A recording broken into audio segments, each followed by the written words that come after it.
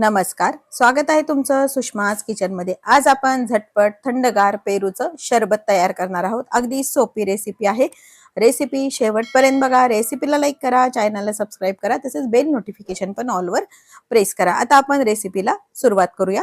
आज आपण पेरूचं शरबत बनवतोय। त्यासाठी मी एक मोठा पेरू घेतलेला आहे। याची साल मी काढते। साल नाही काढली तरी चालती, साल काढणं ऑप्शनल आहे। काढली तरी चालती किंवा नाही काढली तरी चालती, पण मी शक्यतो साल काढून घेते। थंडगार शरबत हे छान तयार होतं। आता ह्या पेरूची पूर्ण साल आपण अशी काढून घेऊया।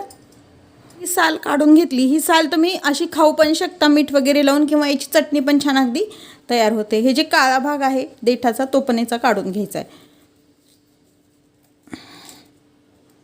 अशा पद्धतीनं हे काढून घेऊया। दोन्ही साईडचे हे देठ असे काढून घ्यायचेत आणि याचे छान फोडी करून घेऊया। त्याच्या मीडियम साईजच्या आपण फोडी तयार करूया। याचं बीज तुम्ही इथे काढायचं असेल तरी काढू शकता, किंवा आपण हा ज्यूस जो आहे गाळून घेणारच आहोत, त्यामध्ये पण हे व्यवस्थित गाळून निघले जातात। बी आहे याच्यामध्ये ते शक्यतो मोठे पेरू जर घेतले तर यामध्ये बी कमी निघतं।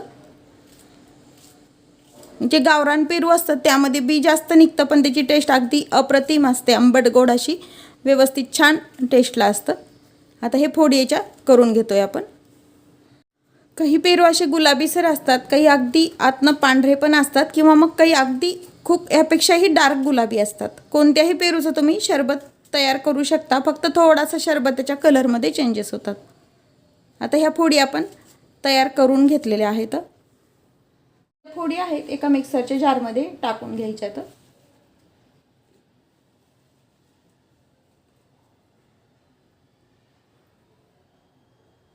आपण ह्या फोडी मिक्सर जारमध्ये टाकून घेतलेल्या। सोबत 3 ते 4 पुदिन्याची पाने अशी तोडून टाकायची। पुदिन्याच्या पाण्यामुळे छान चव पण येते आणि उन्हाळ्यात शक्यतो वापरले जातो।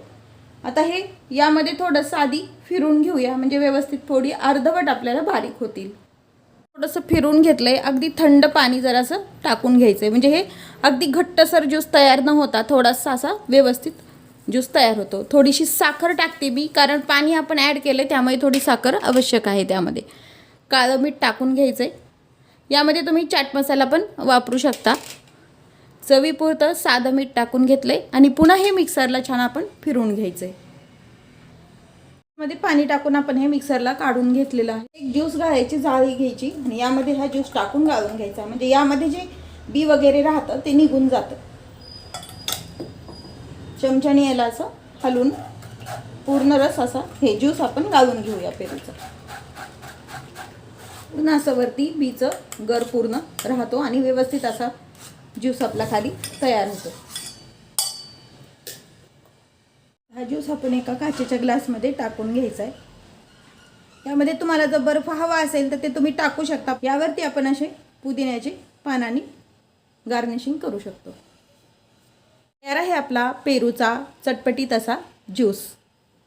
उन्हाळा स्पेशल झटपट पेरूचा ज्यूस किंवा शरबत आपण तयार केलेला आहे। रेसिपी तुम्हाला कशी वाटली हे कमेंटमध्ये नक्की सांगा। तसेच रेसिपीला लाईक करा, चॅनलला सबस्क्राइब करा आणि बेल नोटिफिकेशन पण ऑल वर प्रेस करा। अशाच नवीन रेसिपी सोबत पुन्हा भेटूया। तोपर्यंत बाय बाय। व्हिडिओ पाहिल्याबद्दल धन्यवाद।